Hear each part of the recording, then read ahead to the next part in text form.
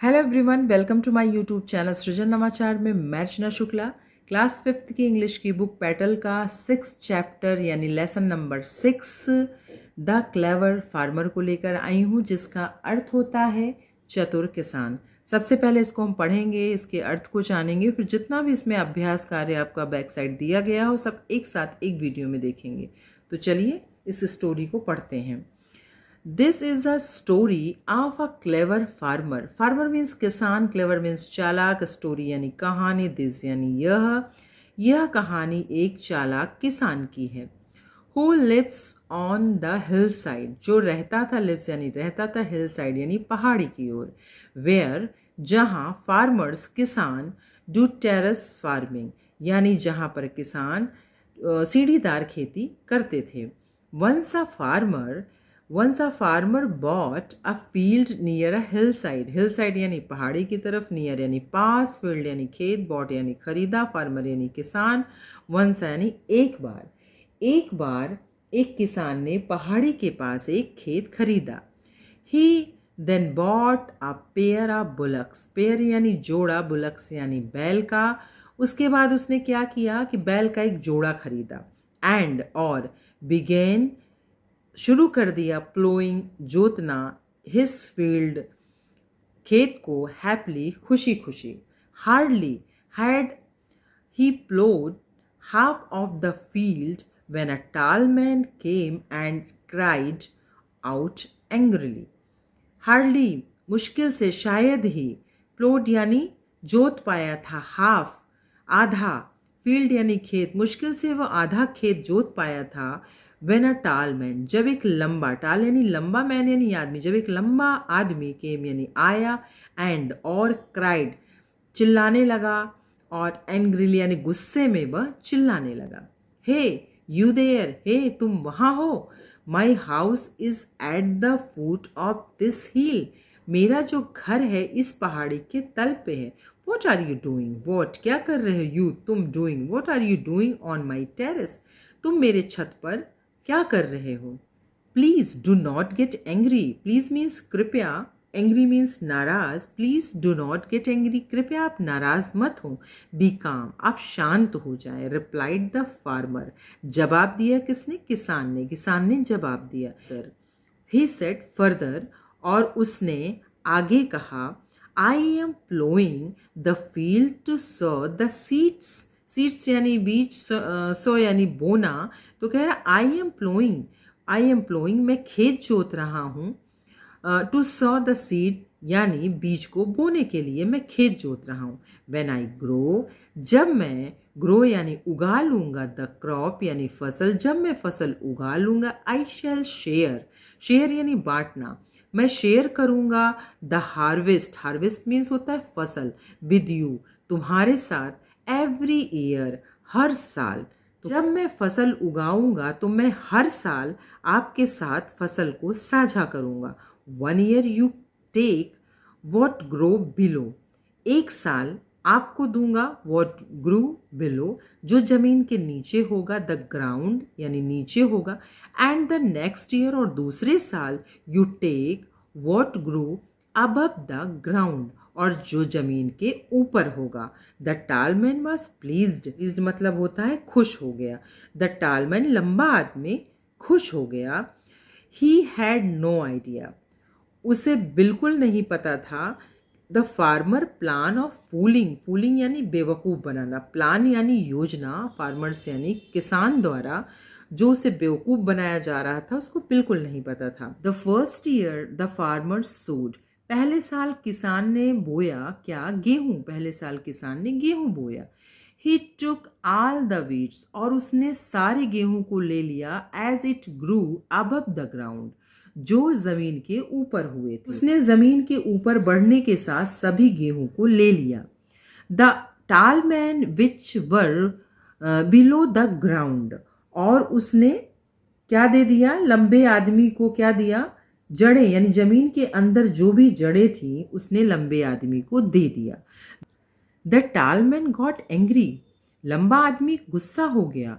He told the farmer that the next time he would take the part which would grow above the ground, उसने क्या कहा?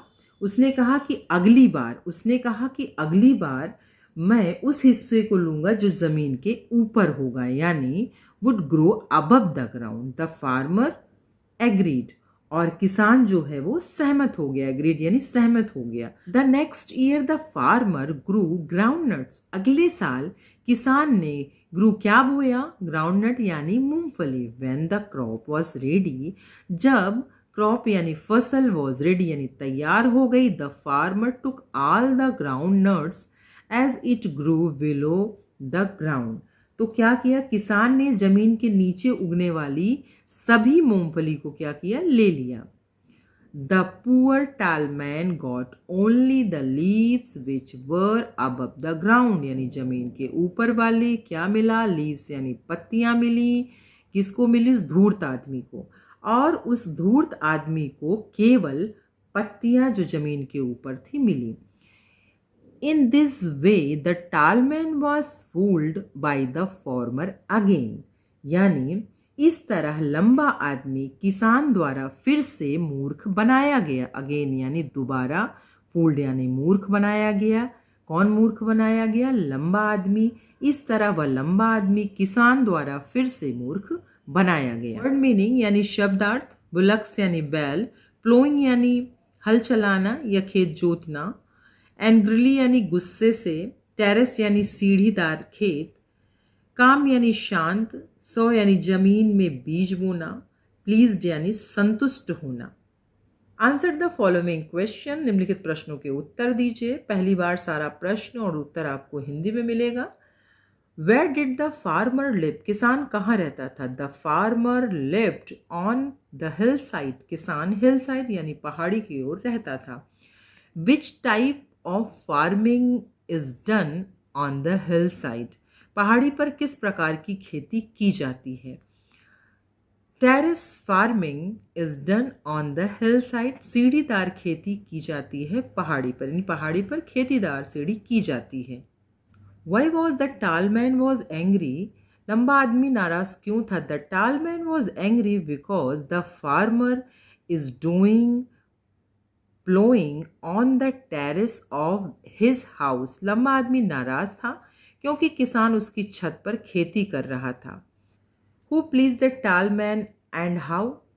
लंबे आदमी को किसने और कैसे प्रसन्न किया? The farmer pleased the tall man when he said that on year you take what grew below the ground and the next year you take what grew above the ground।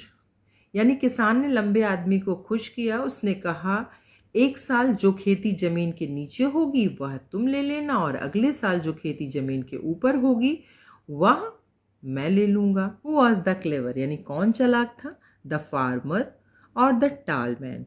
Give reason. किसान या लंबा आदमी कौन चालाक था? कारण दो। The farmer was clever than the tall man because the first year he sowed wheat and took all the wheat, and next year the grew groundnut and took all the groundnuts. In the way the tall man be fooled by the farmer again। किसान चालाक था क्योंकि पहले साल उसने गेहूं बोया और सारा गेहूं ले लिया, और अगले साल मूंगफली बोई और सारी मूंगफली ले ली, और इस तरह लंबे आदमी को फिर से मूर्ख बनाया। अगला क्वेश्चन देखिए। द फार्मर बॉट, यानी फार्मर ने क्या खरीदा था? इसको आपको लिखना है। A pair of bullocks. उसने क्या खरीदा था? अ पेयर ऑफ बुलक्स, यानी एक बैल की जोड़ी खरीदी थी। अगला क्वेश्चन देखिए। Name two crops which grew above the ground and below the ground, यानी दो फसलों का नाम बताइए जो ज़मीन के ऊपर होते हैं और जो ज़मीन के नीचे होते हैं। व्हीट एंड राइस, ये ऊपर होते हैं, grew above the ground. Potato and ground nuts grew below the ground. Next देखिए word power. Fill in the blanks which the words given in the box, यानी आपको इसको फिलअप करना है और जो दिया गया है इन बॉक्स में शब्द, लेकिन जो मीनिंगफुल हो, इनके साथ वही लगाएंगे जिसका इनके साथ लगकर अर्थ निकलता हो। फर्स्ट देखिए, the farmer dash seeds in the soil, यानी उसने क्या किया, सीड्स को मिट्टी में बोया, तो यहाँ SOW होगा। He taught his dog some dash tricks, यानी उसने उसको चालाकी सिखाई थी, तो यहाँ होगा clever. The rice dash was damage by the flood this year, यानी बाढ़ में क्या बर्बाद हुआ था, क्रॉप्स यानी खेती। Rohan purchased a pair of gloves from the market. I am not going to fooled once again by the shopkeeper. इस तरह से आप यहाँ इसको भरेंगे। नेक्स्ट देखिए, language practice, fill in the blanks with correct helping verbs, is, am, are. आपको इसको फिल करना है किससे, करेक्ट वर्ब से फिल करना है। इस कहाँ आएगा, एम कहाँ आएगा और आर कहाँ आएगा। दिस के साथ हमेशा इज आता है, तो this is Mrs Cow's classroom. Two bunny rabbits are sitting on the first bench. यहाँ दो की बात हुई तो इसलिए आर आ गया। The calf elephant is sitting on the last bench, यानी हाथी का बच्चा कहाँ बैठा है, लास्ट बेंच पर। आई के साथ एम आता है, तो I am the monitor says the puppy. The piglet and the cub are punished by Mrs. Cow. They are punished for not doing their homework. Mrs. Cow is writing alphabets on the board. I am sorry, says the kitten when she drops her bag. एक activity यहाँ दी गई है, activity को भी आप देख लीजिए।